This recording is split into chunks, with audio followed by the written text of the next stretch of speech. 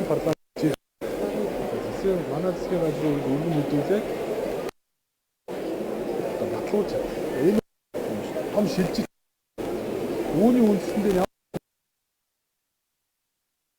одоо бичээрээ ороод бичээрээ хамгаалах чиглэлээр олон сан саналчнуудыг гаргаад ажилладаг. Тэгээ малчид бичээрийн дороотлын буурууд хамгаалах чиглэлээр ажиллаж байгаа үе ашиглаад бид карбон кредитийг дэлхийд гаргах уйлтаа бас. Одоо Швейцар, Сингапурт ирээдээ очих. Тэгэхээр өнөөдрийн хуралд ирсэн одоо хөрөнгө оруулагч нар бол карбон кредитийг манайх шиг өргөн уудан газар нутагтаа улсыг карбон кредитийг барьжаад энэ шин зах зээлийг нэг өргөн болгож ирж байна. Тэгэхээр энэ бол өөрөө сайн юм.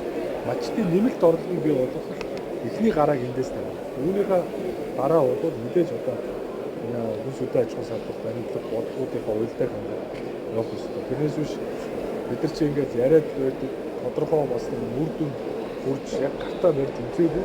Тийм учраас энэ надлаг Монголын малчин 100 мянган малчин өөх гэж энэ хөтөлбөрүүдийг хэмжүүлснээр малчид тэр нарыг ашиглах, салхийг ашиглах, түүгээрээ дамжуулаад орлоготой болох энэ нүүдлийн соёл иргэншилтийн өв удамжийг хадгалж цаашдаа Монгол ахуй удамжлаа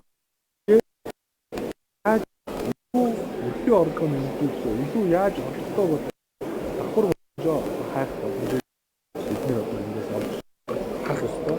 Яг учраас засгийн газрын